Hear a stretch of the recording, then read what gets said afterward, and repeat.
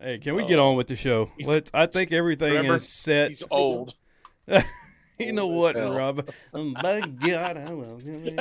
With your cane, by With the my way. cane. Oh my God, he can tell the neighbor kids to get off his lawn now and Get off my lawn. really mean it. You know what was sad is I go outside today, And I and did. my neighbor, my neighbor that's like 70 plus years old is on his riding lawnmower and sees me with a cane. He goes, "Hey man, you want me to cut your lawn for you?" Ah! It's like, I hope you said yes. sure. Oh yes, he sure did. He cut it. You don't think I was turning that down? Well, hey, what is going on, fellas? This is Mike Bird, and I am joined by Rob Chismark, and this is another episode of The Sticky Side. What's going on, Rob? How you doing today, man? I'm home, back home to a balmy 84 degrees. What does balmy mean? Like, have we talked about this before? Like Yes. a balmy 84? Yes. Yeah, it feels like a balm. It's just beautiful. It feels so amazing. Like if you were to have a balm and rub it into your skin, that's what this feels like. Balmy. Balmy. It's amazing. Okay. 84. I don't know. I bet our guests get some good weather too out there, even though they don't do daylight savings time. It's probably getting dark right about now. 4:30. Everybody ate dinner. I mean, Well, Rob, it why is don't the you? other home of the old people, right? Yeah. Well, Rob, who's Not our dark guest? yet. It's, about 7 o'clock. But yeah, it's definitely sunny. We've hit 90s already, but this week will be, I think tomorrow will be in the high 70s. So it's actually pretty nice. There you go. Well, ladies and gentlemen, I really am not happy with that introduction Rob That gave introduction. our guest. So, There without was none. further Just came ado, in. we are joined by ACL Pro, Mr. Doug Zafft from Phoenix, Arizona. Doug, how the hell are you doing today, man? Hey guys, doing great. Thanks for having me. No, man, we You would appreciate think with a you name being like on. Zafft, he would be last in the program, but he's not.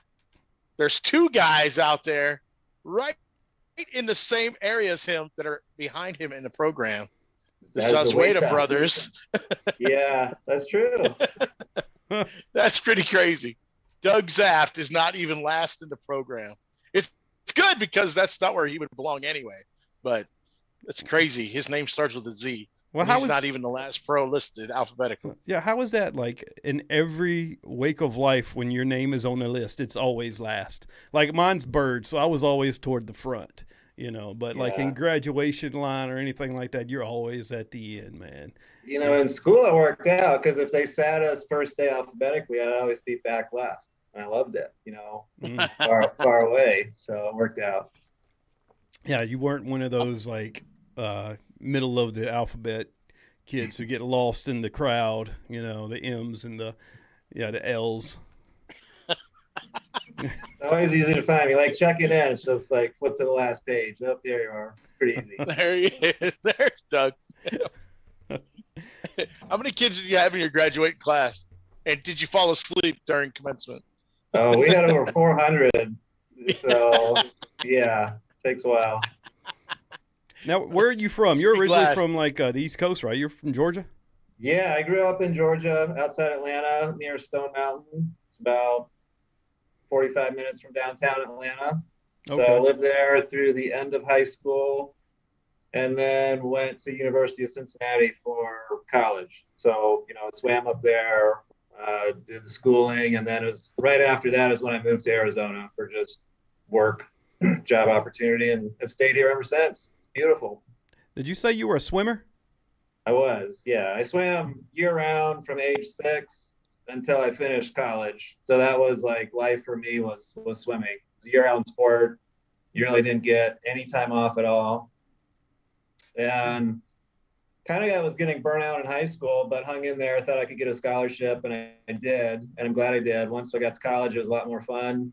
Just all the competitive, smaller dual meets. And had quite a bit of success. And but I knew after there's really not a professional swimming career you can do. Very few swimmers can make a living for any period of time swimming, but it served my needs, paid for my education, and that's what I was hoping to get out of it after all that time put into it. And yeah, great sport. So you switched to a much more lucrative sport, right? Cornhole. That's more. I mean, you can actually make money. Several years later, it took a while, but yeah. So how much of being has all your more fun too? That's what I was going to ask. Has all that training that, I mean, you were hours in the pool, has all of that somehow computed to your concentration level through cornhole? Because you've had some pretty decent success on the pro circuit. Has that kind of computed? Yeah, not really. The training regimen is so different. I mean, swimming is, endurance and strength, and it's just all those hours in the pool to really build your endurance and stamina and strength. Cornhole is, more of a skill game, but what does transfer over is just the mental toughness. In swimming, you still know your top opponents. When you go swim your rivals, who you need to take down, so to speak. And, my specialty events, relays were really big. It's kind of like a crew cup, you have, 4-person relay. Those were worth more points in a swim meet than the individual events. So those were crucial from a team perspective to try to, win the meet or beat the other team, was to do really good on the relays. And sometimes you're up. They usually do the relays last, or the last event is always a relay. And sometimes the score is tied and it comes down to that last event. Whichever team wins the relay, wins the meet. And there's several times we've been in those situations where I'm, last guy on the block diving in for the team. So I think, that definitely translates over, just kind of that mental toughness, mental preparation, confidence, all that kind of stuff. How hard is it to be at the NCAA level of swimming to make it to the Olympic level? Like, give me I don't know if you know, like a percentage of swimmers that have a chance to make it on the Olympic team. Yeah, so for the Olympic trials, the way they run it, there's a time standard set for every event. So I was a butterflyer, let's say. 100 butterfly was my best event. The governing body of swimming will kind of look at all the times, and they'll set a time standard to qualify for Olympic trials. And they usually set a time standard where around 100 swimmers in the U.S., that's all swimmers, whatever age, college, it doesn't matter. The top 100 swimmers will make that time standard and be invited to compete at Olympic trials. So the top 100 out of, thousands of swimmers, all over the United States earn the opportunity to try to get to the Olympics. And then at Olympic trials, you swim your event, you have to finish first or second in your event to make the team. So it's even harder once you're there. Just to make it there, to me, was kind of like my goal. I was trying to make the finals to get the top 8. I ended up, I think I was 32nd in the 100 fly. And I also qualified in the 200 individual medley. I ended up in the 30s as well. So on a national scale, it's the top couple percentile of the swimmers. Harder than advancing in an ACL event or making ACL Pro? About equal. They're both really damn hard, yeah. Hey, man, we had a football player on the podcast a few shows back that was played in a Super Bowl and a few playoff games, played with some of the best players in the world, say that the biggest accomplishment he would ever achieve is ACL Pro status. Wow. Yeah, so when he said that, me and Rob kind of just looked at each other like, wow. We might have even laughed a little bit. It was something like when he said it, it was just like, wait, what? And I kind of giggled a little bit. Wow. Yeah. I put it in. It took me a few days to just listen to that and put it into perspective, because he really believed that. He wasn't joking. There was not a joke at all. And is he really? He really does. I saw he was the first guy to win the first Super Bowl, right, this season? Yeah, with Rosen. Okay. Yeah. And is he actively pursuing cornhole? Yeah, he plays all the time down there in South Florida. So he's in the advanced division. He's won. Well, he started off the season by winning the competitive in doubles and singles in like the first or the second regional. So he's moved up to advanced. He's been working, plugging away at it. You know, he does a lot of stuff. He owns a couple of businesses. So you know how it is to really become a pro when you still have a job to do and things along that nature and a family. So, but yeah, he's working at it. He's plugging away, doing his best. It would help the sport if a few former athletes, you know, that had success in whatever other, you know, not me as a swimmer, but an NFL or NBA, whatever, you know, bigger name recognition, that would be pretty cool. Yeah. Well, you're currently ranked number 12 in the ACL Pro Singles. I believe when we actually booked this interview, you were ranked number 2. That was probably, 3 weeks ago, something like that.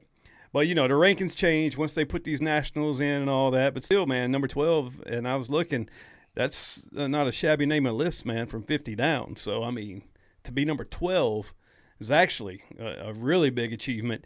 Do you feel like you took anything from your swimming career in college? That you think anything from that helps you become an ACL pro or to maintain that status? Yeah, I mean, kind of like I touched on before, I think just kind of that winning mentality, being able to focus and being able to, you know, a lot of these, it's key to perform well at the big tournaments, at the nationals, right? And there's a lot of great players out there that you might be surprised they're down on the list. Well, they probably just didn't have a great nationals, but they might crush it at their conference meet or something with a little less pressure. So, you know, I feel like I stay relaxed in the big games and just kind of stick to my game. You know, I know it's an old cliche, but keep it simple. Oh, man. You want to talk about pressure. Are you a golf fan, Doug? I was just going to say, I watched it all weekend. I did too. Scotty Scheffler, I mean, he was impressive how calm, at least on the exterior, he was. I mean, except for the last three-putt, which totally understandable. Bro, couldn't imagine the pressure of just trying to knock that in. But it's a good thing he had like a 5-stroke lead over Rory because he totally shanked 3 putts. Was it 3 putts? It was 2 putts. Bro, he was he was minus 12 and he finished with a minus 10 because he missed 2 like less than 3-footers. Yeah. That pressure. I know, thank God he had the cushion, but yeah, I mean, they kept asking him, and you just looked like you remained calm, and he just I just kept my head down, you know, and kind of knew what he had to do. I mean, he put himself in great position on Sunday, but just I mean, in terms of the swimming stuff, I think more of what's translated is just the mental toughness, being able to focus and you know, kind of perform on the bigger competitions when it's most important. Yeah. You know, it's kind of hard to say because the ACL, the ACO, TCO, all these organizations, they're full of different types of people. They're full of former athletes. You know, they have people that actually played college sports like you. Rob, did you play college sports? Nope. No, well, neither did I. So we're going to be those two that are, you know, athletic but didn't achieve anything at a higher level. You know, like I actually played semi-pro and pro. I played professional baseball and professional football on the lower level of professional. So, I do know what it takes. Like arena AA? football. I played arena football and AAA. It was way below AA. Oh. But professionals got paid to do it. Yeah. So, well, but I guess my point is, you know, I guess cornhole is one of those sports where, you know, if you're a professional athlete, you see a lot of professional athletes that play the game, they do well. That's just from being an athlete, I guess. But, you know, but then again, there's a lot of kids that do well because of the amount of practice they put in. Right. And then there's people, you know, like Matt Guy. I don't think Matt Guy ever played a professional sport in his life besides cornhole. I don't know if he did in horseshoes, but I don't know. He was a horseshoe pro. He was a horseshoe pro. Yeah, he was. And that's basically the same thing as cornhole. It's an underhand toss, kind of like bowling, you know. So I don't know. I guess I had no point there except for that, you know, professional athletes pretty much, you know, are achieve at a high level Yeah. in cornhole. It's what's great about our sport, though, is that, anyone can play, anyone can win. So it's not just the former athletes. It's Except for not Rob just the Chismark. kids. You get all ages, all backgrounds. And I mean, every nationals now going forward, it's just a big mix. You can't really predict very well, a top 10. Yeah. Yes, I can. Yeah. I'm pretty good at that. Yeah, I'm pretty good at that. But how big is the field? I don't know that I would have predicted. I don't know that I would have predicted your name in the first national the way that you ran through it. So just say a top 10. I might be able to get 7 out of 10. But if you take a look overall, historically, it's typically right around the same 5 to 7 guys that are up there in that top 10. So yeah, I know what you're guys saying. like you are what I would, you would be a surprise, but then all of a sudden you could be on a run. You could go to Salt Lake City. That's really close to home for you, I would say. I mean, it's close to home for you. So the travel might not bother you. You may be able to get there and just prepare differently. Yeah. Whatever the weather, the altitude, it might all fit what Doug's looking for, and then you could do it again. So then you end up going on a run, end up staying up in there in the top 10 and contending for a world championship this year. There's opportunity for that just because, and I feel like you're different than last year. You do stay calm. You've always had that calm demeanor about you. Right. But I feel like this year it's not just calm, but now you're executing. Sure. So, you're not those one round here and there aren't happening. Right. Like they kind of did last year. So it's cool. You may go on a heck of a run, and that's neat to see for a guy like you. Yeah. So. No, I hope Salt Lake City. I need to put another good one up there. Stay up here. Stay up in the rankings for sure. Well, I'll tell you, man, I'm looking at this list of like ACL players, and there's no way I could predict the top 10. Like, you give me a list of 100 names and say, okay, pick the top 10. I probably wouldn't get 10 of the top 20 right, because there's so many new names on this list that I don't know. Like, I didn't know who Doug Zafft was, until I watched a few videos. But I don't feel like you know who's playing well. You probably don't watch Facebook the same way that, your feed probably doesn't look like mine. So you don't know who's winning regionals. You don't know who's taking out conferences. You don't know who the state champions are necessarily, but they're all coming in, and all these guys are hot. And that's usually how I predict what's going to happen next is who has been hot. That's why I would have missed the Doug Zafft, because that was national number 1, and Doug came in there on a mission, on fire. I kind of talked to him through his run, and he was just ready for the next game. He was ready for the next game. So, and that's what he did. He just kept taking care of business. It was pretty neat to watch. Well, Doug, how long you been playing, man? Competitively, I think it's going on 11 years now. 11, okay. How'd you get started? Yeah, I've been throwing a while. I mean, I never even saw it in Georgia growing up. Never once. It wasn't until I was in Cincinnati at college, probably my sophomore year, I went to like a... Heard what he said there, Mike. Weekend barbecue, and there it was. And I just started throwing. I just loved it. I couldn't stop, And then I've told this before, but I took the dimensions of the board, and like later that week I went to Home Depot, I bought wood, and I built the first set of boards. I even sewed my first set of bags. I didn't know about, at that time you probably could go online, but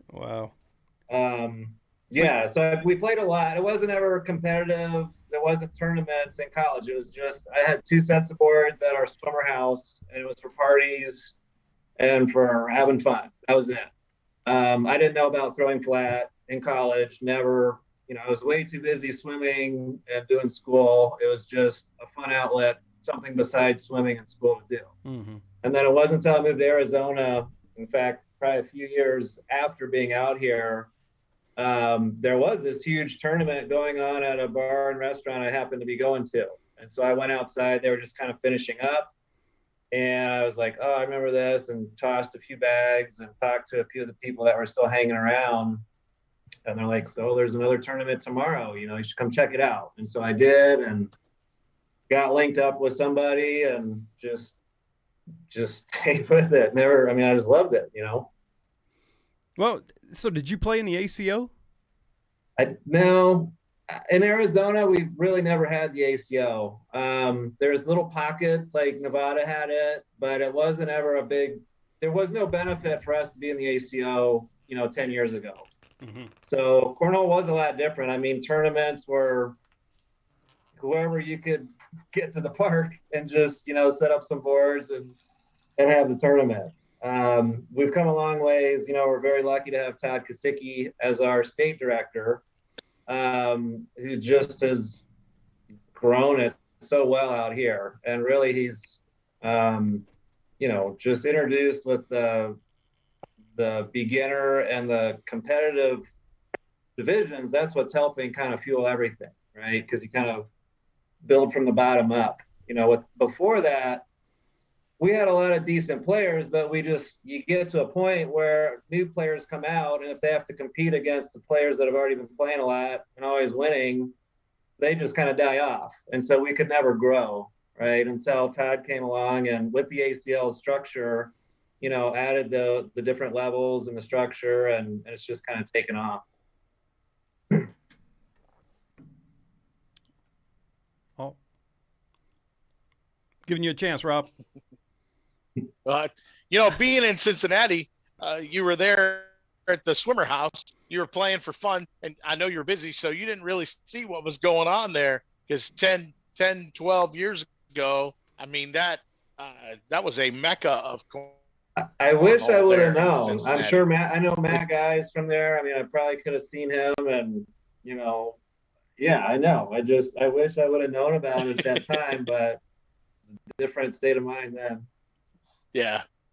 Being busy with, just like you said, being busy with school and swimming, and just, I can imagine you didn't have time, but you probably, were you the king of the backyard? Just tell me that. I was, yes.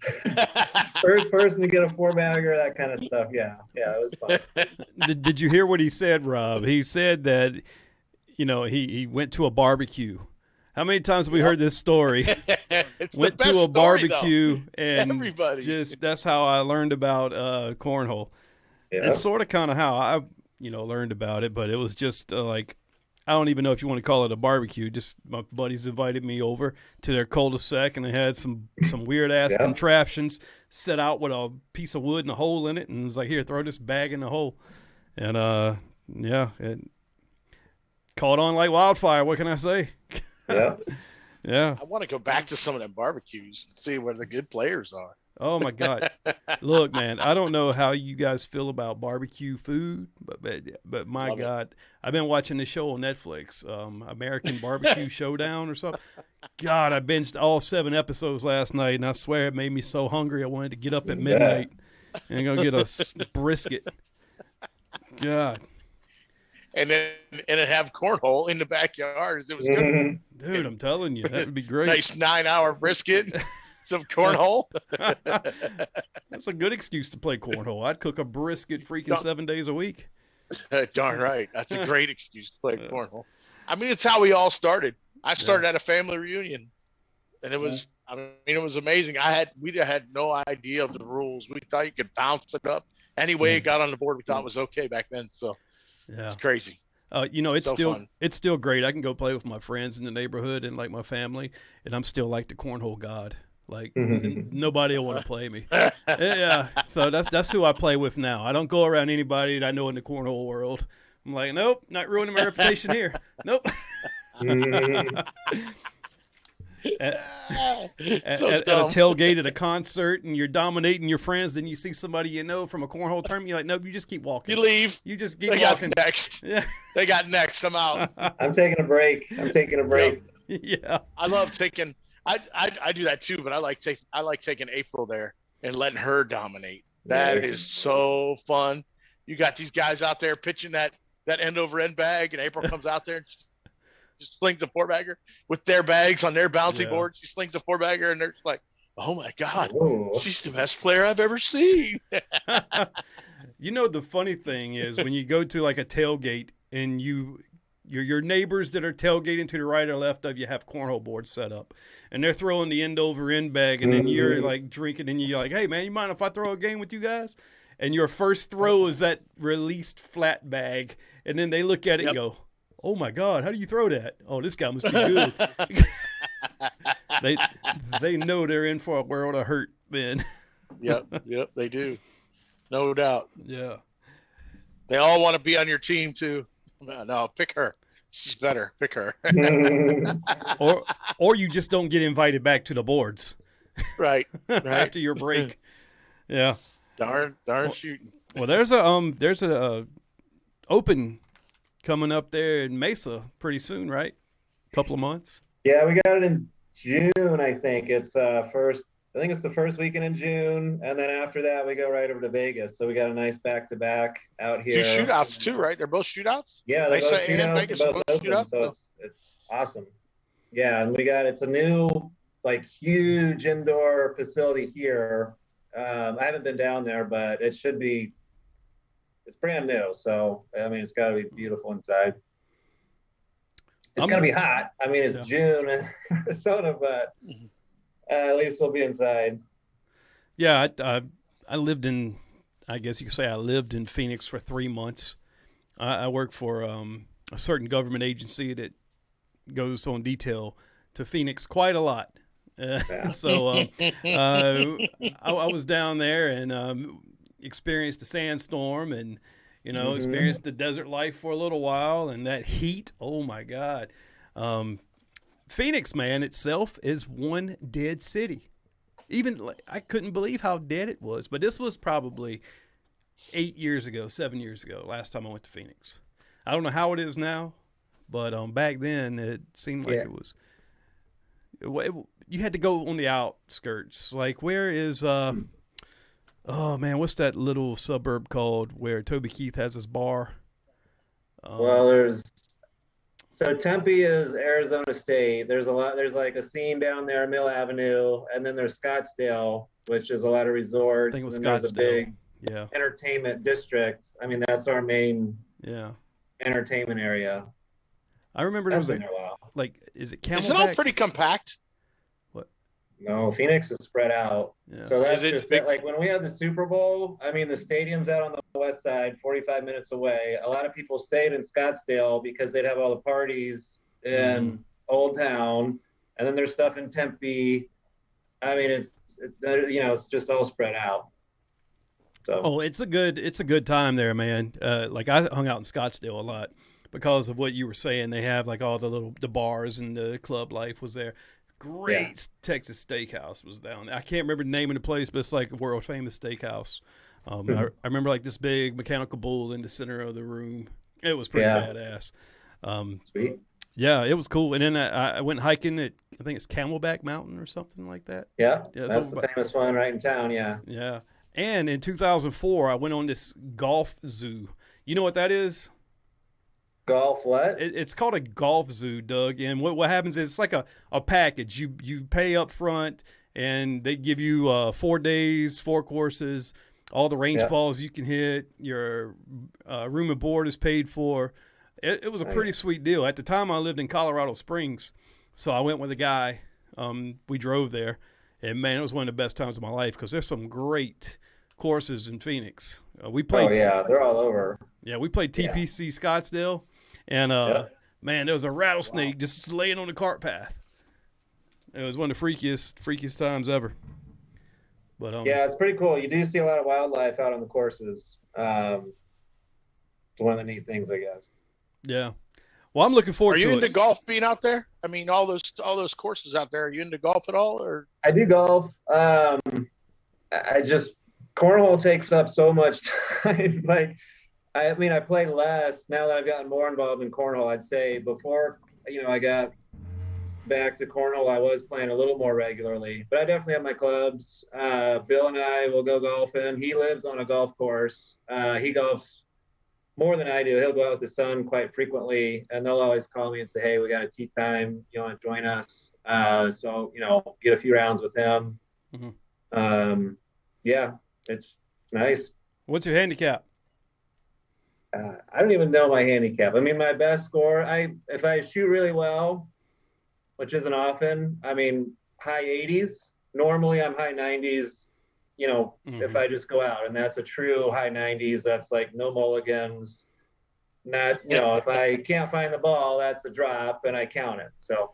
Oh my God, Doug is a ringer over here. He's probably like a 10 handicap. He's just being modest right now. Listen to this shit, Rob. He's real too. When he tells you he drops and counts it, he's not kidding you, dude.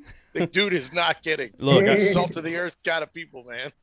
I got to throw a foot wedge in there every once in a while, and then we always play with a mulligan. Foot wedge. I'll scoot the ball. I'll definitely scoot the ball, but yeah, a foot wedge. Yeah. I'm debating on, because I bought my Laura, our producer here. She got us an Airbnb for the Open, and we got the flights booked. Yeah. So we're definitely coming to the Open. Just got to register online, I guess. I'm debating on whether or not to bring the golf clubs, man. Well, I don't know if there'll be time to. You can rent clubs either at the course. Sometimes they're complimentary, or there's golf stores around. You can just rent. Like my brother comes to town. It's just easier to go rent the set. Oh, yeah. But yeah, Tanner sent out a group message to our team asking if there's any golfers. I think he's trying to do some golfing before the Open out here. So there might be some folks heading out. Oh, yeah? Well, what do you think, Rob? We should go play around. Yeah, Tanner and Easy, them boys like to golf. Tanner Halbert and Zockline. Oh, yeah. Yeah. Well, I'll send him a message. Tanner's right on the edge. Tanner's right on the edge of being a professional golfer, man. He's really good. Wow. Man, I wonder if I can get him to come to some scrambles. Yeah. And then, Easy's like a pro bowler. That dude is incredible too. He's got like 11,300 games or something like that. Yeah. So so we're screwed at the Salt Lake City thing with Easy E playing if he bowls. You saw what they had for the pre-party at Salt Lake. It's your team. Each one of the players is going to be able to log a score bowling on Thursday evening in Salt Lake.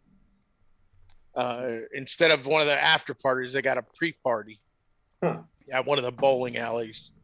I guess Salt Lake is a big party city. Really? Huh? So we'll be bowling. Party city at the bowling alley. We'll be bowling and playing Pac-Man. It's going to be amazing. When is that one? That's pretty soon, right? That's like what, next couple of weekends?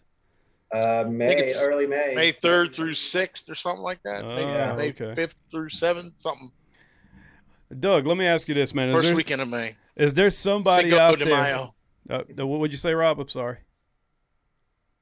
Cinco de Mayo, that's all. Oh, okay. Yeah. That's a great holiday. Another reason for you to get out there. A certain agency. If I'm walking without a cane, who knows? Jeez. So, Doug, is there a player out there that's got your number, man? Is there one player that you just cannot beat, save your ass? My partner, Bill Hadley. Well, that's why he's your partner, right? So you don't have to play. Bill. Yeah, we just had our conference last weekend, and he knocked me down in, my first loss in singles. And then I got beat a few rounds later by Tai Lopez, another Arizona guy. So, yeah, Bill beats me the most out here, and he beats me more than I beat him. I mean, maybe this year I've turned the edge a little bit, but he just pours them in. Mm-hmm. Yeah. Are you more of like a? He really does. When he starts stroking, it's disgusting. Yeah, his PPR is pretty good. We'll leave that one alone. We definitely will. Jesus, Rob. Damn. Stop it, TBL. Look, I wouldn't have started laughing until she looked at me. She looked at me and then I started laughing. I mean, yeah, when you stroke it, it's very disgusting. I'm sure. All right. I swear I stroke it. What in the hell is wrong with you? But no, I hate you. I hate you so bad. Bill does a great job, and the Zazuetas, both of them. Their dad even plays. Their dad's great. Their dad was a former major leaguer pitcher. St. Louis Cardinals. So they've got some pretty good genes. And both Moses, the younger pro, and Pedro, I mean, it's toss up. If you get one of those guys, you got to be on your game. So it's been great having them as an addition out here to the Arizona community for sure. Well, I look forward to coming out there, man, and meeting, a lot of those guys. I know we had Tai Lopez on the show a few shows back. He seems like he's a great dude, man, great ambassador for the game out there. Can't wait. And he's like Mr. Party, I guess. At least he's got a reputation for being a partier when there's tournaments in Arizona. So can't wait. They call it the Superdome in his backyard. So that's where the pre-party is here in Arizona. You head to Ty's house. Usually the big events are at a casino like 8 minutes from his house. So he'll even be like, hey, we're throwing before we, have to get to the tournament, just out by his house. Yep. Well, I can't wait, man. Definitely, I'm gonna be there. What they've done to that backyard, man, it's pretty awesome. So, have you got like all you guys out there, like you're all ultra guys out there, right? Mostly ultra.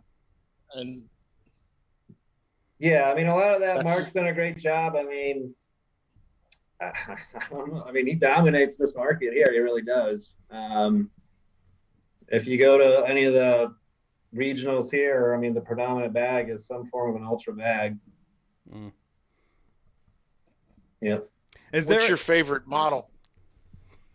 I just stick with the classic Viper or the Viper C. Like the gold ones I've been throwing at nationals, those are Viper Cs. But I've also got a couple of sets of Vipers that are nice and broken in that I can go to anytime as well. I haven't really even thrown all of his newest ones. I don't even have sets of all of them. I know most of them are slower bags now, meant to block or roll, and that's just really not my game. So I'm not really looking to make a switch just yet. Kind of keep going with this. It's been working so far. So I like the speed that the Viper and the Viper C that works for me, I was going to ask you that earlier, but yeah, you just answered it. I was going to ask you, are you more like an old school player, like you throw a blocker and then go for airmails, or are you into the roll, the flop? Pretty much just go right in. Damon, kind of looked at what Damon Dennis did last year, had a lot of success, nothing fancy or flashy, just, very consistent, not many mistakes, and an airmail when you need to go to it. That's a lot of Matt Guy as well. Nowhere near his consistency, but you look at those two players, and between last year and this year, it's still winning, right? I think we've seen some great evidence this year. At the last national, that the finals there was incredible with Creek Killer. Just the way he controlled his roll, his little cut. Bro, I mean everything. It was amazing. And it's kind of an eye opener. And makes you wonder. It makes you wonder, how do you stop it? And I don't know what the answer is. You just got to be in and hope one of those misses a little left or right. I don't know what else you could really do.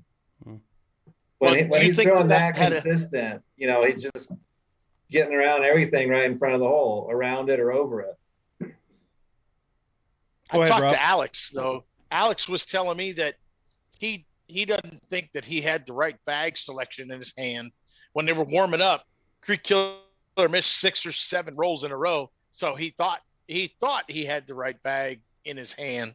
And then when they came down to it and they started playing that game, Creek Killer got out to a big start and there was nothing Alex to do. And his bag wasn't performing for him the exact way that he wanted it to. So he couldn't pour him in enough to slow Creek Killer down. Right. Because the bag was stopping on him. And he said, I should have went with snipers. Just get in. Yeah, it actually just didn't work for him. So that's what I was going to ask you. In the hole. Yeah. The conditions out there in Atlantic City were just a little different than what we're normally used to. And then from the floor to the broadcast court, they were even, from what Alex said, it went from just a sticky mess up there to ice boards where they were iced, but they weren't. You know what I mean? Right. And he couldn't do anything to stop him, is what he was telling me. It was just it was crazy. And the kid threw unbelievable. It was the slowest conditions we've had so far on those boards in the main area. I mean, I threw a little bit on the broadcast court. I would say they were faster. I wouldn't say they were lightning. I mean, I'd say they were just more of a nice medium. But yeah, definitely the main playing room. I mean, the first 2 days it was just rainy, smoggy out, right? I think that kind of affects the boards. And then by Sunday, it was actually that was the only sunny day, and Sunday they did play faster, right? So obviously the weather plays a factor. Let me ask both of you guys this: do you think that in the future, the ACL should allow mid-game bag changes? If you throw in like 3 frames and you just don't have a comfortable feel for like a game changer, do you think you should be allowed to change to, let's say, I don't know, any other bag that you feel it would work with your play at that moment? I mean, no, I think that's part of the warm-up process. You got to, figure that out. I mean, I'm thinking about bowling right now off the top of my head. I guess they are allowed, I don't know what their limit is, but they have different balls for spares versus, their normal strike shot. But I mean, that's interesting. I've never thought of that. I think once you're started a game, I mean, you can always switch the next game. And I have done that. I'm like, oh, and I'm sure a lot of, you see that often. People they're in bag indecision, right? They're like, oh, they switch bags. Well, Rob, once you start a game, you got to stick with it. Rob, you would know this better than me. Is there a rule in any governing body of Cornhole rule book that says you have to stay with the 4 bags that you started with? Yeah, as far as I know, it's in every governing body that if you start the game with 4 bags, you have to end with those same 4 bags. Unless something happens, and then you have to switch out all 4 bags. Yeah. You can't just switch out. Like if a bag breaks in the middle of the game, you can't just switch out one. You have to switch out all 4. That makes sense. So if it that would be the only reason that you could change. I don't know. I guess the sport dictates it, because in golf, I don't know if there's any rules that say, hey, my Nike clubs aren't performing, so at hole 9 I'm switching out for Wilson clubs, or TaylorMade clubs, or like. I think you only get 13 clubs in your bag. But you can switch out all clubs, right? If you want to switch out your whole bag. I don't think so. If you start the round, I think you're stuck. I don't know. I'm speaking from ignorance as far as that. But how about like in baseball, if you want to switch your bats? You can do that, but I don't know if I'm sure you can do that mid at bat. I'm sure. I don't know. There's unlimited timeouts. They just got to be granted by the umpires. So I think some bag manufacturers would love this. I mean, let's just say you're throwing with all slides, and they're not working out for you. But then you go and grab your boardmen boards and come back from a 15-point deficit and win. Then look, Chismark's like, yeah, that's right, baby, boardmen. You know what I'm saying?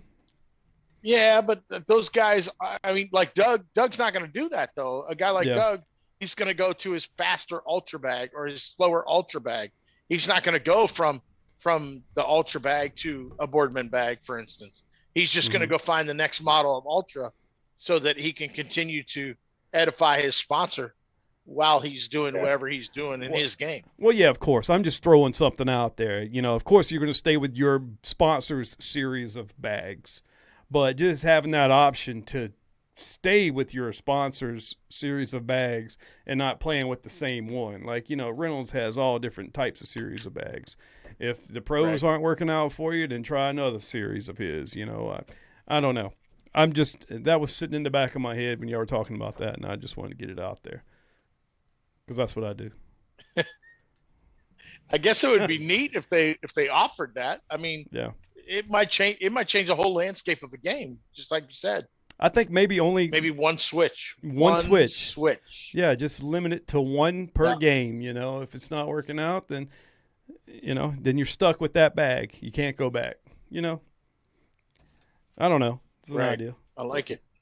Mark it. We just came up with it. that right now on the sticky side. Well, Doug, I think side rule. I'm down. Yeah, we're going to end on that one, brother. I appreciate you being on the show. Rob, you got anything else before we say goodbye? No, sir. Thank you very much. Can't wait to see you in Salt Lake. Good luck again. Close to home. Tear it up. I can't wait. See you guys out there. Thanks a lot. I appreciate it. Yep. Good luck out there. And hey, this is Mike. That's Rob. And we'll see you next time. This has been Sticky Side. Peace. Throw 'em straight. Hey, Doug.